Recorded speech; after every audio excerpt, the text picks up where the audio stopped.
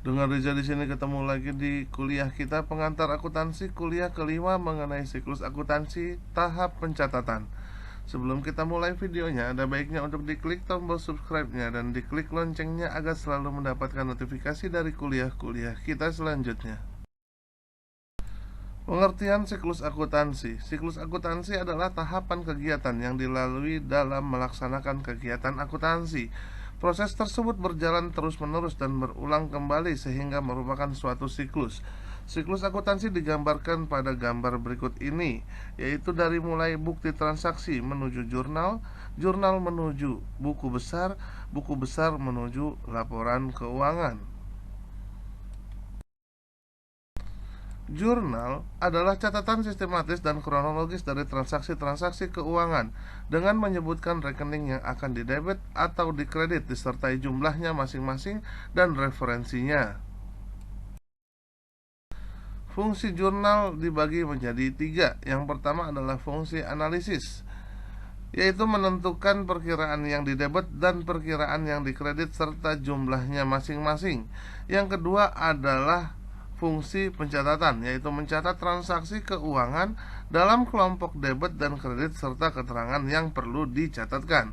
Yang ketiga adalah fungsi historis, yaitu mencatat aktivitas perusahaan secara kronologis atau menurut waktu terjadinya transaksi. Berikut ini adalah bentuk jurnal yang terdapat kolom tanggal, terdapat kolom rekening atau keterangan, ada kolom referensi, ada kolom debit dan kredit. Bagaimana kita mencatat transaksi ke dalam jurnal? Berikut ini kita berikan contoh untuk penjurnalannya. Pada tanggal 1 Januari 2002, Tuan Raka menyetorkan uang ke PT Aji Mumpung sebesar 500 juta sebagai setoran modal. Kas bertambah, saldo normalnya ada di debit, dan modal bertambah, saldo normalnya ada kredit. Sehingga kita masukkan ke dalam jurnal tanggal 1 bulan 1 tahun 2002. Akunnya adalah kas di debit sebesar 500 juta dan modal Tuan Raka sebagai penyetoran modal awal di kredit sebesar 500 juta. Selanjutnya, pada tanggal 5 Januari 2002, perusahaan membeli sebuah mobil seharga 150 juta secara tunai. Sehingga transaksi ini mengakibatkan kendaraan bertambah dengan saldo normal di debit dan kas berkurang dengan saldo normalnya di kredit jika berkurang. Maka ditulis ke dalam jurnal tanggal 5 bulan Januari 2002, kendaraan di debit sebesar 150 juta dan kas akibat dari pembelian kendaraan secara tunai di kredit sebesar 150 juta. Selanjutnya pada tanggal 6 Januari 2002 membeli mesin fotokopi seharga 50 juta secara kredit. Hal ini mengakibatkan peralatan bertambah sebesar 50 juta dan hutang bertambah, saldo normalnya ada di kredit sebesar 50 juta. Maka kita tulis dalam jurnal tanggal 6 bulan 1 2002, akun peralatan ada di debit sebesar 50 juta dan hutang dagang akibat dari pembelian mesin secara kredit di kredit sebesar 50 juta. Lanjut, pada tanggal 15 Januari 2002 dibayar beban telepon sebesar 1 juta. Hal ini mengakibatkan biaya telepon bertambah dengan saldo debit di saldo normal itu di debit dan kas berkurang sebesar 1 juta di kredit. Maka kita tulis dalam jurnal tanggal 15 bulan 1 2002, beban telepon di debit sebesar 1 juta dan kas di kredit sebesar 1 juta akibat dari pembayaran beban telepon. Lanjut, pada tanggal 18 Januari 2002 diterima pendapatan dari jasa fotokopi sebesar 8 juta rupiah. Maka transaksi ini mengakibatkan kas bertambah sebesar 8 juta dan pendapatan bertambah sebesar 8 juta. Dengan saldo normal kas ada di debit dan saldo normal pendapatan yang bertambah ada di kredit. Maka pada jurnalnya tanggal 18 bulan 1 2002, akun kas di debit sebesar 8 juta dan akun pendapatan di kredit sebesar 8 juta akibat dari penerimaan pendapatan. Lanjut, pada tanggal 21 Januari 2002 perusahaan telah menyelesaikan jasa fotokopi sebesar 5 juta tetapi uangnya belum diterima, sehingga piutang atau tagihan bertambah sebesar 5 juta dan pendapatan bertambah sebesar 5 juta. Maka jurnalnya tanggal 21 Januari 2002 akun piutang di debit sebesar 5 juta dan pendapatan di kredit sebesar 5 juta akibat dari pendapatan yang belum diterima secara tunai. Lanjut, pada tanggal 26 Januari 2002 dibayar asuransi sebesar Rp750.000. Transaksi ini mengakibatkan terjadinya biaya asuransi sebesar Rp750.000 dengan saldo normal di debit dan kas berkurang Rp750.000 di kredit. Dan jurnalnya ditulis sebagai berikut. Tanggal 26 Januari 2002 akun beban asuransi di debit sebesar Rp750.000 dan kas di kredit Rp750.000 akibat dari pembayaran asuransi atau beban asuransi. Dari penjurnalan kita masuk ke dalam buku besar. Buku besar adalah buku yang berisi mengenai semua rekening-rekening atau kumpulan rekening yang ada di dalam laporan keuangan. Berikut ini adalah contoh-contoh dari buku besar. Dalam buku besar terdiri dari kumpulan-kumpulan akun, yaitu ada akun kas, ada akun piutang, ada akun perlengkapan, peralatan. Selanjutnya ada akun lainnya. Masih dalam buku besar ada akun utang, ada akun modal, ada akun prive, ada akun pendapatan. Lanjut, masih dalam buku besar ada tambahan akun gaji.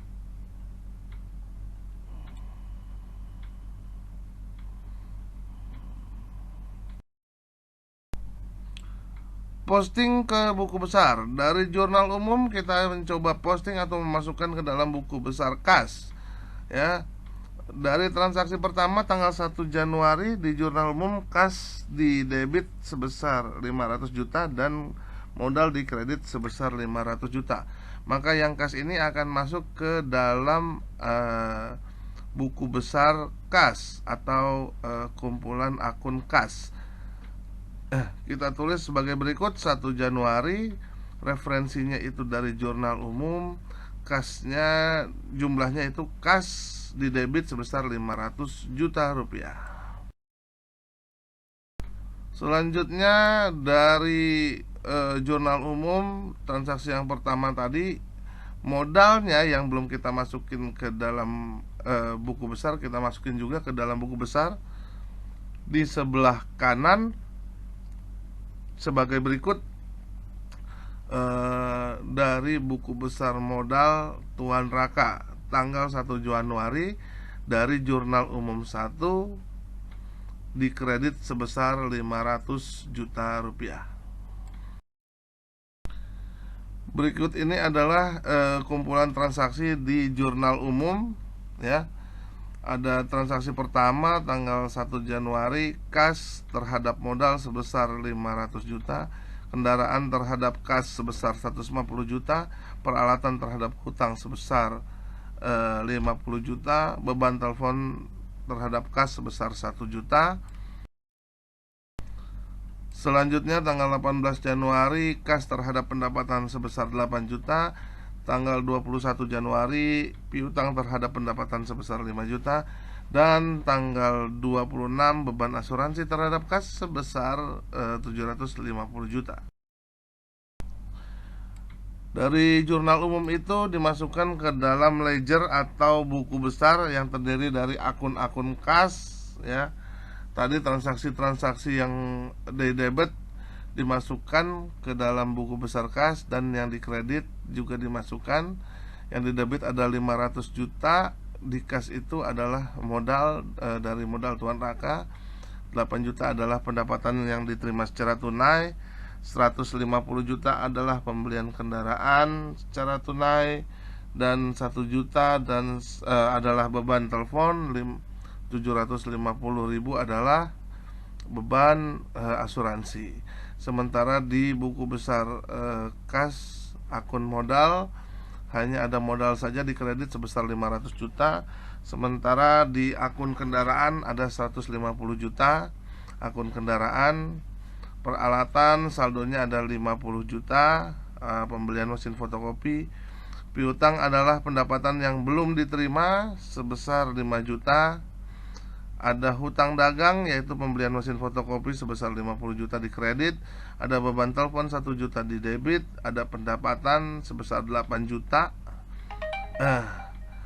yang secara tunai, dan 5 juta yang belum diterima atau yang menjadi piutang, sehingga saldo pendapatan ada 13 juta. Dan beban asuransi terakhir ada 750.000. Dari buku besar kita masuk ke dalam neraca saldo. Neraca saldo adalah daftar yang berisi kumpulan seluruh rekening atau perkiraan buku besar disertai dengan saldonya masing-masing. Kapan neraca saldo dibuat? Neraca saldo dibuat pada akhir periode atau dapat juga disiapkan kapan saja untuk memastikan keseimbangan buku besar. Dan untuk menyiapkan neraca saldo setiap perkiraan juga harus ditentukan atau dihitung terlebih dahulu. Fungsi neraca saldo yaitu untuk memastikan bahwa buku besar secara matematis adalah akurat, dengan pengertian bahwa jumlah saldo debit selalu sama dengan saldo kredit. Dan namun jika neraca saldo sudah seimbang, bukan berarti catatan-catatan akuntansi juga benar-benar akurat. Berikut ini adalah contoh tabel dari neraca saldo. Ada nomor rekening, ada nama rekening, ada debit, dan ada kredit. Dan inilah neraca saldo dari transaksi jurnal yang kita buat dan dimasukkan ke dalam buku besar, baru dimasukkan ke dalam neraca saldo, hanya saldonya aja. Kas menurut perhitungan di buku besar, saldonya adalah debit sebesar 356.250, sementara piutang juga di debit sebesar 5 juta, kendaraan di debit sebesar 150 juta, peralatan di debit sebesar 50 juta, hutang di kredit sebesar 50 juta, modal di kredit sebesar 500 juta, dan pendapatan 13 juta. Terus ada beban telepon sebesar 1 juta dan beban asuransi sebesar 750.000.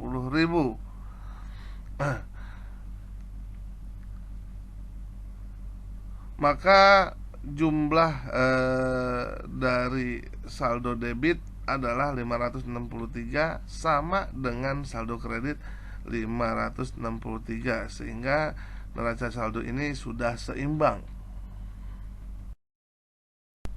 Koreksi kesalahan. Koreksi kesalahan pembukuan bisa terjadi di setiap tahapan dalam proses akuntansi. Kesalahan-kesalahan yang terjadi dapat ditemukan melalui beberapa cara, antara lain melalui prosedur pemeriksaan, ditemukan secara kebetulan, atau melalui neraca saldo.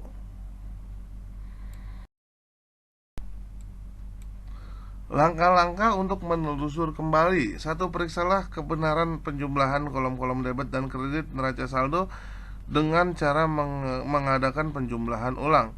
Yang kedua, bandingkan nama-nama akun yang tertulis di dalam kolom akun neraca saldo dengan akun-akun yang ada di buku besar. Selanjutnya, yang ketiga adalah periksalah kebenaran penjumlahan sisi debit dan sisi kredit akun-akun buku besar beserta saldonya. Yang keempat adalah bandingkan angka-angka yang ada pada buku besar dan angka-angka yang tercantum dalam jurnal. Dan perhatikan angka-angka dalam buku besar atau jurnal yang belum diberi tanda. Yang kelima, periksalah kesamaan jumlah debit dan kredit di dalam jurnal. Prosedur mengoreksi kesalahan. Jika memang sudah terjadi kesalahan, Maka prosedur yang harus dilakukan hanya dua, yaitu yang pertama dibuat jurnal ulang, yang kedua dibuat buku besar ulang. The motivation, bukan karena mudah kita yakin bisa, tetapi karena kita yakin bisa, maka semuanya akan menjadi mudah.